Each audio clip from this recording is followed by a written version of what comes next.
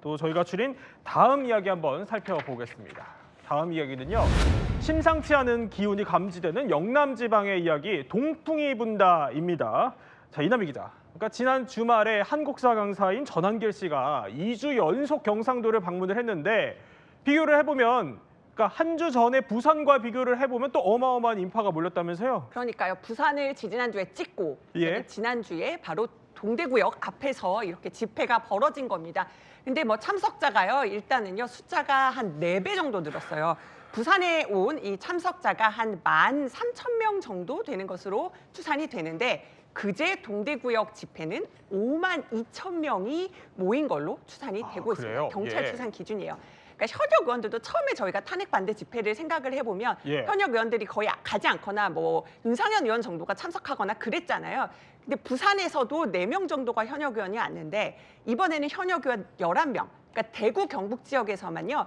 지역구 의원이 12명, 11명 정도 되는데 그중에 7명이 바로 참석을 했습니다. 예. 그 정도로 참석자도 늘었고 그다음에 현역 의원 참석도 굉장히 많아진 겁니다. 자, 홍익표 전 민주당 원내대표와도 함께하겠습니다. 근데 물론 홍 의원님, 그러니까 TK와 PK 간의 뭐 정서적 차이도 어느 정도 있겠습니다만 자, 보면은 경찰 추산으로만 봐도 한 4배 정도 넘게 늘어났다라고 볼 수도 있을 것 같은데 홍익표 의원님께서 보시기에는 민주당에서 이런 기류를 좀 어떻게 받아들이고 있나요? 실제 좀 민심의 변화랄까 야당 측에서도 좀 체감하고 있는 게 있으세요? 그 최근의 추세가 그대로 반영되고 있는 것 같습니다. 일단 최근에 보수 결집이 좀 이루어지고 있다는 게 전반적인 여론조사에 나타나고 있지 않습니까? 예. 그 이유가 여러 가지 있을 텐데 일단은 윤석열 대통령이 헌법재판소에 출석해서거나 또는 옥중에서 여러 메시지를 통해서 보수 세력을 결집하는 메시지를 계속 내고 있고요. 그리고 두 번째 어떤 피크 타임이 다른 것 같습니다. 왜냐하면 탄핵을 찬성하는 측은 피크 타임을 약간 지나갔죠. 왜냐하면 윤석열 대통령이 국회에서 탄핵 소추가 이루어지고 예. 그다음에 구속됐지 않습니까? 그래서 남은 일정은 헌법재판소가 차질 없이 진행된 걸 지켜보는 상황이고 반면에 탄핵 반대하는 측은 지금부터 헌법재판소의 판결이 날 때까지가 피크 타임이 될 거예요. 그러다 보니까 지금 조금씩 인원이 좀 모아지고 있는 건 아닌가 생각되고 지금 대구 이번에 동대구 집회에서는 지금 저게 이제 특정 종교하고도 좀 연관돼 있거든요. 그러다 보니까 아마 대구 지역뿐만 아니라 전국에서 모였던 것 같고 앞으로 저러한 집회에는 계속 그 많은 인파가 조금씩 결집하는 전국적으로 새가 결집하는 모양새를 취할 것으로 예상됩니다. 자, 이남희 기자, 우리가 동풍이 분다 이야기를 하고 있지만 그러니까 동시에 또 이런 소식도 전해졌어요. 황교안 전 국무총리가 울산에 있는 태화강역 광장을 방문을 했다고 하는데 그러니까 윤 대통령 탄핵 심판 마지막 변론을 앞두고 그야말로 보수권이 영남 목장에 집중을 하고 있는 거예요. 그 이유가 뭐라고 보세요? 이번 주에 이제 변론이 2번이 남아 있는데 물론 더 뭐 될지는 지켜봐야겠습니다만 그래서 결국은 PK, 네. TK 그러니까는 그 부울경 지역이라고 하죠. 여기서 최대한 세를 끌어올려서 일단은 동풍으로 굉장히 그 탄핵 반대 장외 여론전을 최대한 펼친 다음에 이걸 끌어올려서 수도권까지 좀 더 확산시키려고 하는 그런 의도로 풀이됩니다. 네, 지금 저 국민의힘에서 만든 저 포스터라고 하는데 보면은 동대구역에 전만큼의 인파가 모였다라고 국민의힘은 보고 있습니다.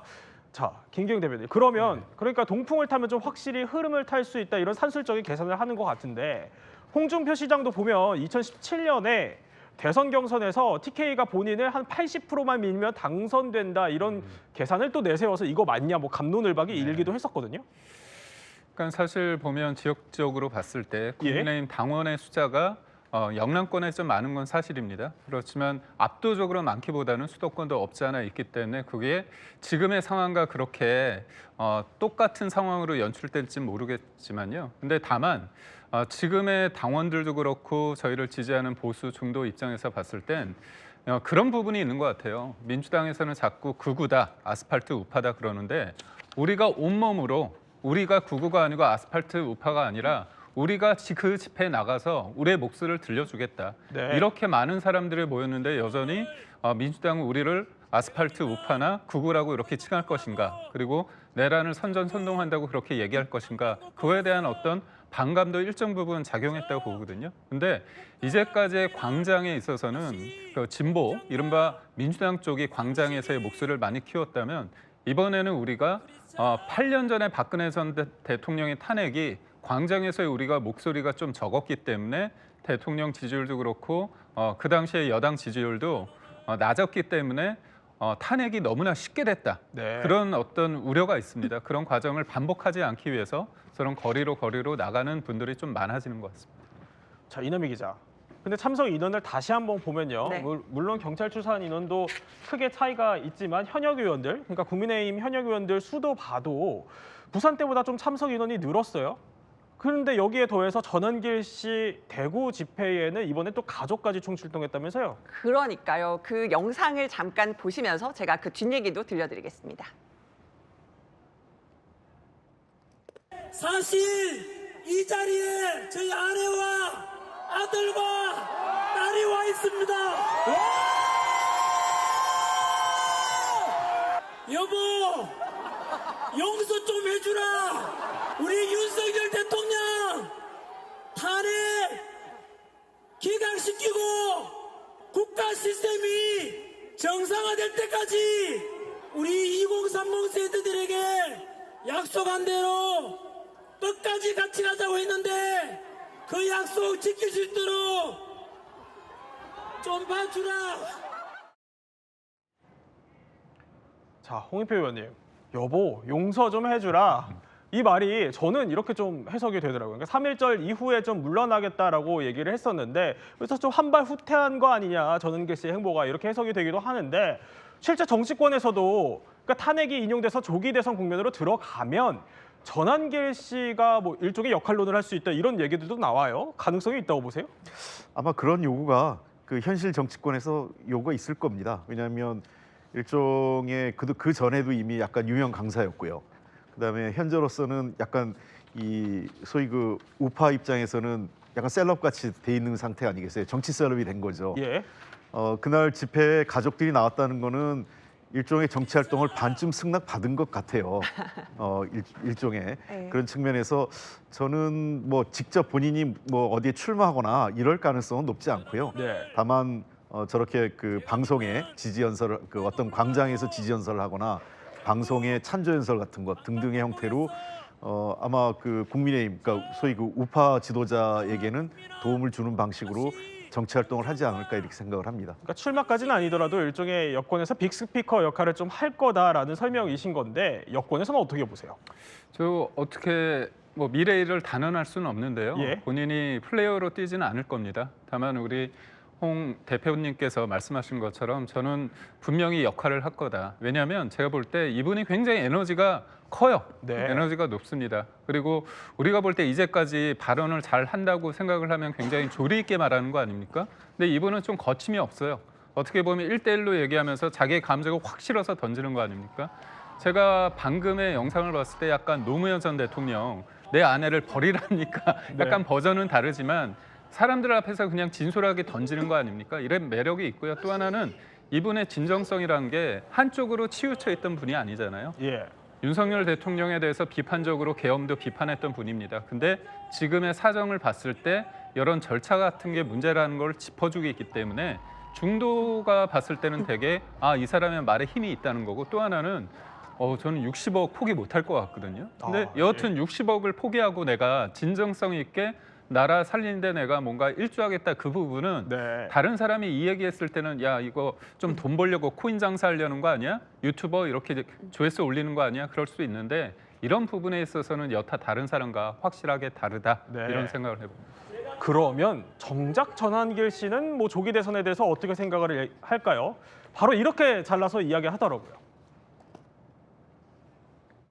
국민의힘 의원 중에서도 조기 대선을 말하는 자들도 있던데 부모님이 멀쩡하게 살아계시는데 제사상 준비하는 혼의 자식과 뭐가 다르겠습니까?